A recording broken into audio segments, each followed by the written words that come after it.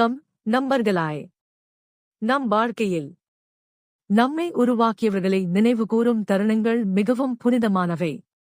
அந்த வகையில் முன்னோர்களை நினைத்து வழிபடும் முக்கியமான நாட்களில் ஒன்றுதான் ஆனி அமாவாசை. அமாவாசை என்பது சூரியனும் சந்திரனும் ஒரே நிலையில் இருக்கும் நாளாக கருதப்படுகிறது. இந்த மரபில் அமாவாசை நாட்கள் முன்னோர்களை நினைத்து தர்ப்பணம், தானம், வழிபாடு செய்வதற்கு ஏற்ற நாட்களாக கடைபிடித்து வருகிறோம். ஆனி மாதத்தில் வரும் அமாவாசை முன்னோர்களின் ஆசீர்வாதத்தை வேண்டி வழிபடும் ஒரு சிறப்பு நாள். பல குடும்பங்களில் அமாவாசை வழிபாடு அனுசரிக்கப்படுகிறது. ஆனி அமாவாசையின் சிறப்பு: நாம் இன்று இருக்கும் வாழ்க்கைக்கு நம் பெற்றோர் மட்டுமல்ல, நம் முன்னோர்களின் உழைப்பும் ஆசீர்வாதமும் ஒரு காரணம். அவர்களை நன்றியுடன் நினைவுகூரும் நாளாக ஆனி அமாவாசை பார்க்கப்படுகிறது. இந்த நாளில் முன்னோர்களுக்கு நன்றி செலுத்துவது, குடும்ப நலனுக்காக பிரார்த்தனை செய்வது மிகவும் சிறப்பு வாய்ந்தது. அமாவாசை நாளில் நம் வீட்டின் வாசல் முன் கோலம் போடக்கூடாது. நம் முன்னோர்கள் இந்த அமாவாசை நாளில் நம் வீட்டுக்கு வந்து ஆசீர்வாதங்கள் செய்வார்கள். அமாவாசை நாளில் நம் குலதெய்வ வழிபாடு செய்வது மிகவும் நல்லது. அமாவாசை நாட்களில் அசைவம் சாப்பிடுவதை தவிர்ப்பது நம் குடும்பம் ஆரோக்கியமாக இருப்பதற்கு வழிவகுக்கும். நோய் அற்ற வாழ்வே குறைவற்ற செல்வம்.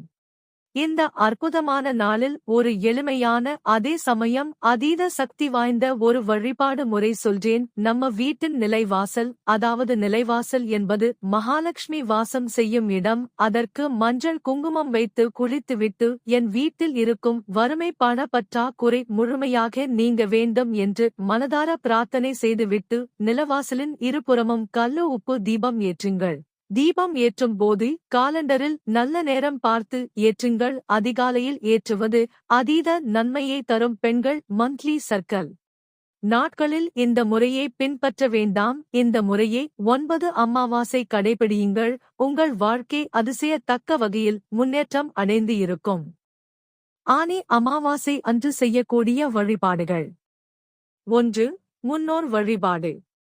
வீட்டில் முன்னோர்களை நினைத்து விளக்கேற்றி அவர்களுக்காக மனதார பிரார்த்தனை செய்யலாம். சிலர் வழக்கப்படி தர்ப்பணம், திதி போன்ற சடங்குகளை செய்கிறார்கள். இவை குடும்ப வழக்கம் மற்றும் மரபை பொறுத்தது. 2. இறைவன் வழிபாடு. காலை எழுந்து சுத்தமாக குளித்து வீட்டில் விளக்கேற்றி இஷ்ட தெய்வத்தை மனதார வழிபடலாம். சிவன், விஷ்ணு, அம்மன் அல்லது உங்கள் குடும்ப வழிபாட்டு தெய்வத்தை நினைத்து பிரார்த்தனை செய்யலாம். 3. தானம் செய்வது. இந்த நாளில் இயன்ற அளவு தானம் செய்வது சிறப்பாக கருதப்படுகிறது. உணவு தானம், ஆடை தானம், தேவையானவர்களுக்கு உதவி செய்வது போன்ற நல்ல செயல்களை செய்யலாம். 4. கோவில் வழிபாடு. அருகில் உள்ள கோவிலுக்கு சென்று அமைதியாக வழிபட்டு குடும்ப நலனுக்காக பிரார்த்தனை செய்யலாம். ஆனி அமாவாசை அன்று செய்யக்கூடாதவை: 1. தேவையற்ற கோபத்தை தவிர்க்கவும். இந்த நாள் அமைதி மற்றும் நினைவுகூரலுக்கான நாளாக பார்க்கப்படுகிறது. அதனால் முடிந்தவரை மன அமைதியுடன் இருக்க முயற்சி செய்யலாம். 2. பிறரை புண்படுத்தும் வார்த்தைகளை தவிர்க்கவும். நல்ல எண்ணங்களுடன் நாளை கடைபிடிப்பது சிறந்தது என்று பலர் நம்புகின்றனர். 3. வழிபாட்டை அலட்சியமாக செய்ய வேண்டாம். நம்பிக்கையுடன் மனதார செய்யும் எந்த வழிபாடும் முக்கியம். 4. குடும்ப மரபை மதிக்கவும். ஒவ்வொரு குடும்பத்திற்கும் தனித்தனி வழக்கங்கள் இருக்கும். அதை மதித்து பின்பற்றுவது நல்லது. ஆனி அமாவாசை அன்று கவனிக்க வேண்டியவை: முக்கியமாக, வழிபாடு என்பது பயத்திற்காக அல்ல, நன்றியுணர்விற்காக.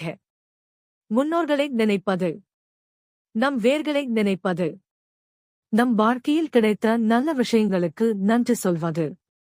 இந்த ஆனி அமாவாசை நாளில் உங்கள் குடும்பத்தில் அமைதி நிலைக்கட்டும். மனதில் நல்ல எண்ணங்கள் பெருகட்டும். முன்னோர்களின் நல்லாசி கிடைக்கட்டும்.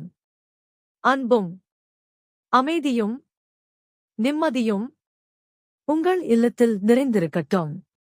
ஆனி அமாவாசை நல்வாழ்த்துகள். எல்லோரோட வாழ்விலும் ஆரோக்கியமும் ஆனந்தமும் நிறைஞ்சு இருக்கணும்னு கடவுள்கிட்ட வேண்டிக்கிறேன். மீண்டும் ஒரு சிறந்த பதிவில் சந்திக்கலாம். இந்த பதிவு அனைவருக்கும் பிடிச்சு இருக்கும்னு நம்புறேன். லைக் கொடுங்க, உங்க ஃப்ரெண்ட்ஸ் ஃபேமிலிக்கும் ஷேர் பண்ணுங்க. நன்றி, வணக்கம், வாழ்க வளமுடன்.